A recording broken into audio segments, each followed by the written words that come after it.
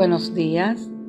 En la mañana de hoy vamos a seguir conversando acerca del paciente quemado. ¿Ustedes recuerdan los conceptos que emitimos en nuestra grabación previa acerca de estos pacientes?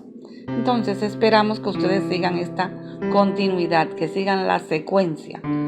Y vamos a hablar un poquito del edema que se produce en el paciente quemado.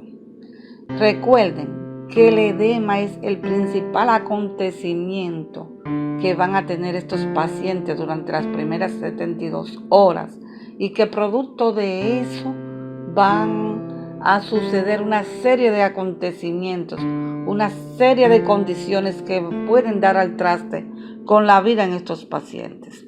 Entonces, ¿qué hay que tomar en cuenta?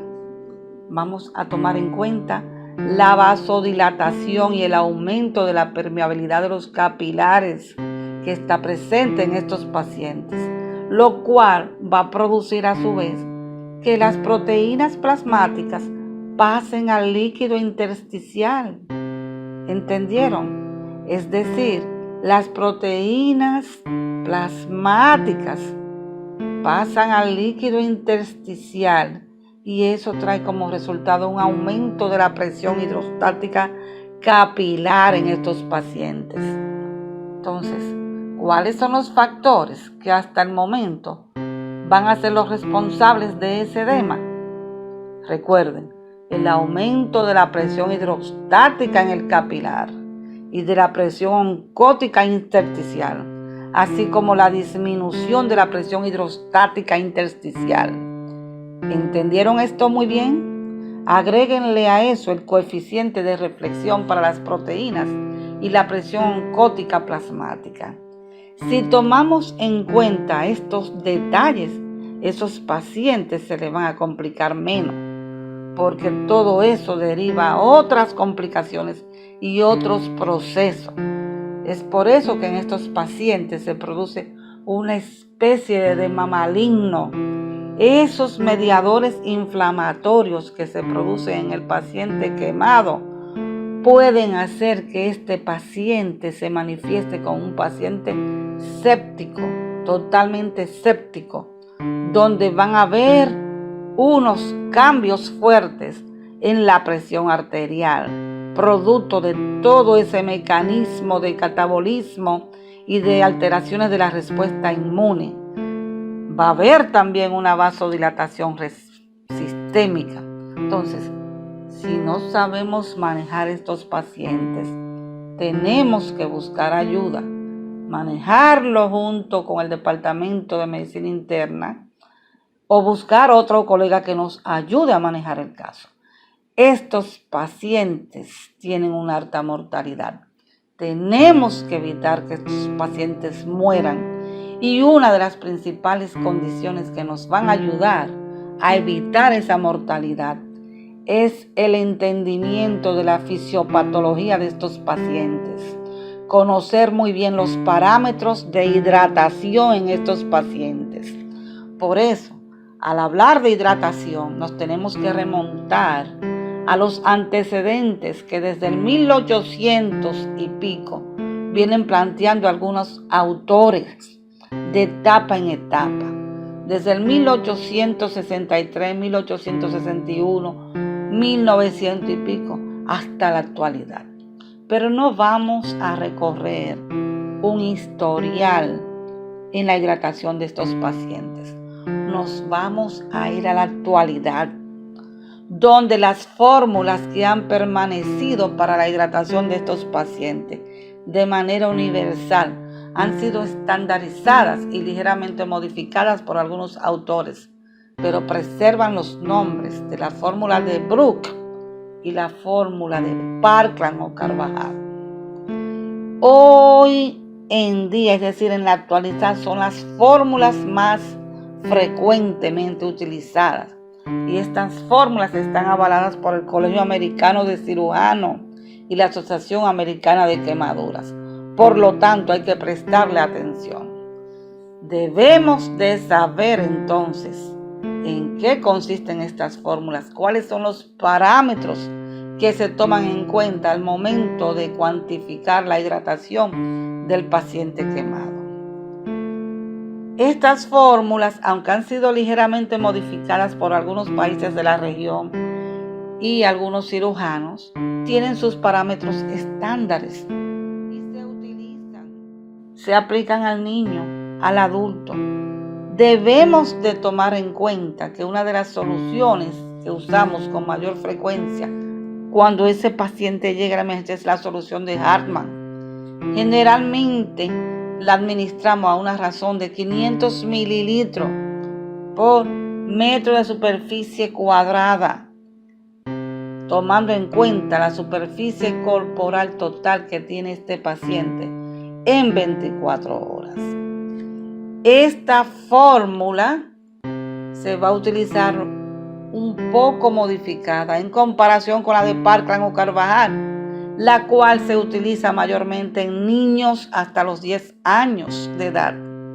Y es aquí entonces donde se expresa que esta fórmula se va a calcular a razón de 500 mililitros por metro cuadrado de superficie corporal quemada, más unos 2000 mililitros por metro cuadrado de superficie corporal total de soluciones glucosadas al 10%.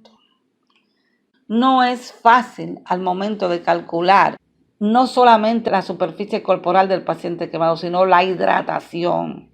Debemos de tomar en cuenta estos manuales de estas fórmulas para el cálculo de la hidratación en estos pacientes. Algunos abogan por la administración de coloides, otros están a desfavor de eso. Pero sí debemos de tomar en cuenta unos parámetros. Recuerden esto, que la hidratación del paciente conlleva que durante las primeras 8 horas se administren la mitad del volumen total calculado en estos pacientes.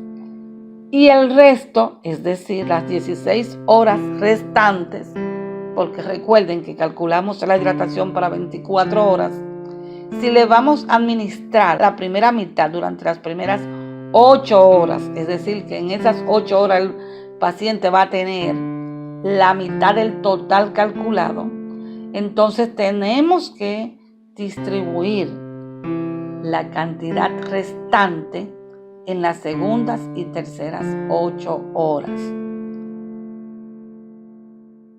Si el paciente comienza la hidratación a las 8 de la mañana, tenemos que de 8 a 4 de la tarde, ¿cuántos van? 8 horas, ¿no?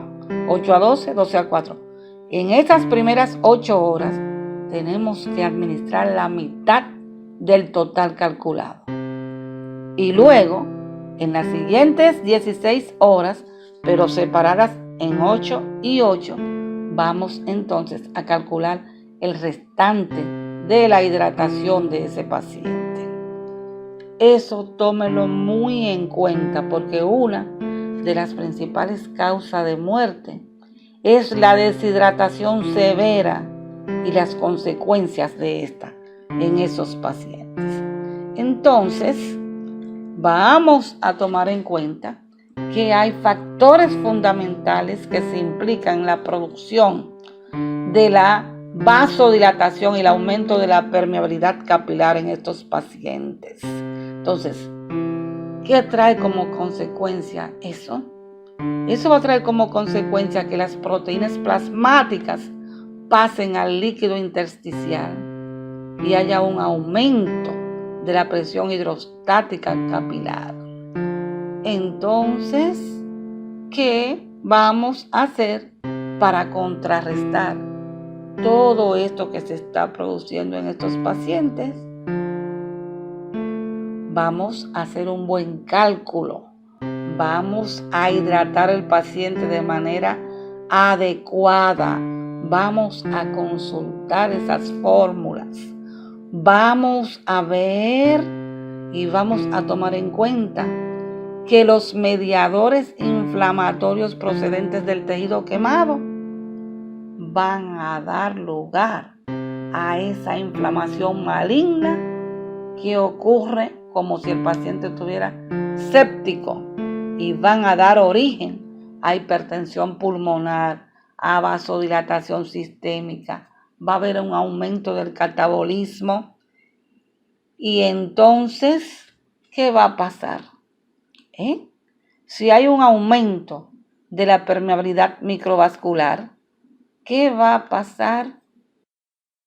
Si hay una inactivación del factor de Angelman, que va a conducir a la activación de la vía alterna en la formación del complemento, ¿qué va a pasar con esos pacientes?